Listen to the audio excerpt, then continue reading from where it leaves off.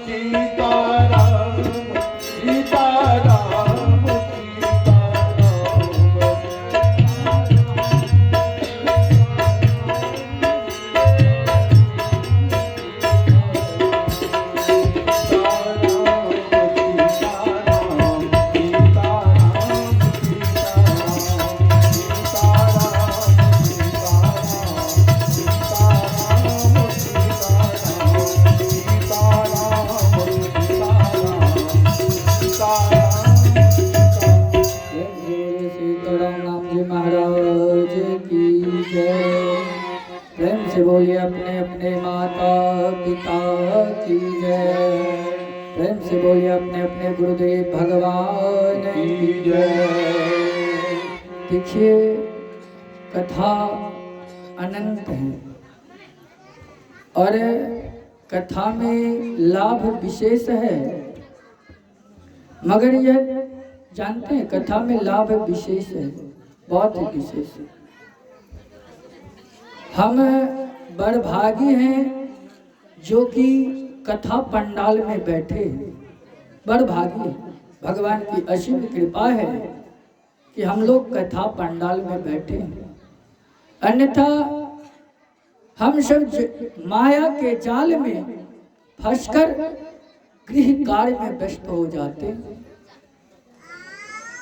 तो भगवान के असीम कृपा होने पर हम लोग कथा पंडाल तक पहुंचते हैं और कथा पंडाल में पहुंचकर भी शरीर तन तो यहाँ होता है मगर मन मेरा कथा पंडाल में नहीं होता है। भक्तों, बड़ी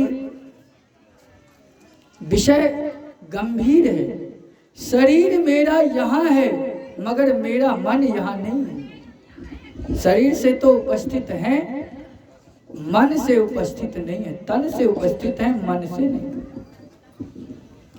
जो व्यक्ति तन और मन दोनों से उपस्थित होते हैं, प्रभु उनका कल्याण अवश्य करते। कहता है कि कथा का एक शब्द भी आप स्मरण में रख लें और उन पर चलें तो आपका जीवन धन्य हो जाता है। मैं एक दिन प्रथम दिन के कथा में जो कथा प्रारंभ किया था सुंदरकांड से, उसमें जामवंत जी से हनुमान जी पूछ रहे थे, देखिए आप तो सबसे श्रेष्ठ हैं, क्या हम जाएं? तो कहते हैं जामवंत के वचन सुनकर हनुमान जी का हृदय बहुत ही प्रसन्न हुआ था, बहुत प्रसन्न हुआ। क्यों? क्योंकि देखिए कब, जब कि वह, उनको इसलिए प्रशंसा हो रही है, इतने बड़े कार्य का जिम्मेवारी स्वयं हनुमान जी को मिल रहा है। हनुमान जी तो स्वयं शंकर जी के 11वें रुद्र अवतार हैं। और उसमें एक से एक योद्धा है, अंगद है। अंगद जी को कहते हैं कि जाइए, कहता है जा तो सकते हैं मगर थोड़ा सा संशय है। क्या संशय है अंगद जी को? हम जा सकते हैं मगर उधर से आने में संशय है। उधर से आने में क्या संशय है जानते हैं? कि एक रावण का पुत्र अक्षय कुमार था, मात्र उसी से एक डर है अंगद जी को, एक उन्हीं से सिर्फ भय था। इसीलिए उनके हृदय में थोड़ा सा क्या हो रहा था? संशय था, मन में संशय था कि हम जाएंगे वापस आएंगे नहीं। तब इस तरह चुप इस सभा को देखकर जामवंत जी तब हनुमान जी से कहते हैं, का चुप साधे रहो हनुमान, क्यों चुपचाप बैठे हो हनुमान जी? आपके पास तो अतुलित बल है, अनंत विद्याएं हैं, उनके बाद भी आप चुपचाप बैठे क्यों? इतनी बात सुनते ही हनुमान जी अपने शरीर को पर्वत के समान बनाते और जानते पर्वत के समान बनाकर अपने बल का अथाह उनको नहीं, अपने बल हनुमान जी का बल का कोई पता नहीं चला। जानते हैं जब जहां से चले, जिस पर्वत से जहां पर्वत पर लात मारा वह 7 तल अंदर वह पर्वत चला गया है, 7 तल। और उसके बाद ऊपर जब चले तो वह चलते रह गए। रास्ते में समुद्र पार करने वक्त जब छलांग लगाए, कहता है जे गिरि चरण दे हनुमंता, चले ही सो गाय पताल तुरंता। यानी जिस पर्वत पर हनुमान जी पैर रख के उछलते हैं वह तुरंत ही तल में धस जाता है, पाताल चला जाता है। जैसे कि रघुनाथ जी के बाण, जैसे रघुनाथ जी राम जी का बाण जितना स्पीड से जिस गति से चलता है उसी तरह हनुमान जी भी चल पड़ते हैं। और कहते हैं कि जल निधि रघुपति दूत बिचारी, ते मैं नाक हूं श्रमहारी। समुद्र उन्होंने श्री रघुनाथ जी का दूत समझकर मैनाक पर्वत से कहा, तू जा, हनुमान जी थके हैं, उनका विश्राम का कोई व्यवस्था हो ताकि उस पर आराम करेंगे तो वो अपना थकान दूर कर सकते। देखिए कोई भी कार्य करे ना तो श्रद्धा से करना चाहिए।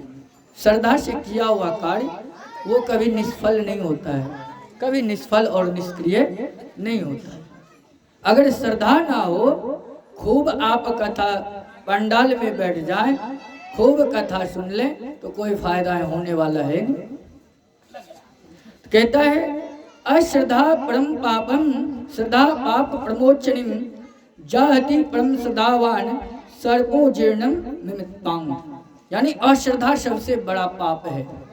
यानी किसी भी काम में अश्रद्धा ना जताएं। अश्रद्धा हो गया मतलब आप पाप जागृत हो गया, वहां महापाप है। और श्रद्धा क्या है? आपको पाप से हमेशा छुटकारा दिलाती है। अगर श्रद्धा भाव से आपके घर कोई संत आ जाए, कोई साधु आ जाए, कोई मेहमान आ जाए, उसे श्रद्धा से उसका सत्कार करना चाहिए तो उनका फल मिलता है। अगर आप में श्रद्धा ना हो तो उसका फल आपको नहीं मिलेगा। श्रद्धा देखिए क्या होता है, कभी कभी अश्रद्धावश हमें झूठे बर्तन में ही खाना बना जाते हैं, कोई ऐसा कार्य कर बैठते हैं जिससे कि हम पाप के भागी होते हैं, अश्रद्धा। और यहां तक ही नहीं, जैसे सांप अपने पुरानी केचुआ को छोड़ देता है, उसी प्रकार श्रद्धालु पुरुष जो होते हैं अपने पाप का परित्याग कर देता है। श्रद्धालु पुरुष, जो पुरुष श्रद्धालु होते हैं ना, जैसे सांप केचुआ का त्याग करता है, उसी प्रकार श्रद्धालु पुरुष पाप का परित्याग करते हैं, पाप को छोड़ते हैं। कैसे? श्रद्धा जब होगा तो आपका पाप ऑटोमेटिक आपको नहीं लगेगा। इसीलिए हनुमान जी जो काम करने चले हैं ना, श्रद्धा भाव से चले थे, उसमें श्रद्धा थी, उनको मन में अभिमान नहीं था, भगवान के प्रति श्रद्धा था, उनको राम जी पर विश्वास था। अगर हम जा रहे हैं तो हमें उनका पता लगाना, यह विश्वास था कि हनुमान जी को कि राम जी के कार्य में राम काज किन्ने बिना मोहि कहाँ विश्राम, यानी राम जी के कार्य में जब चले ना तो जब उसको विश्राम करने के लिए पर्वतराज ने कहा राम काज किन्ने बिना मोहि कहाँ विश्राम, यानी राम काज के बिना राम जी का कार्य पूरा किए विश्राम करने की जरूरत नहीं।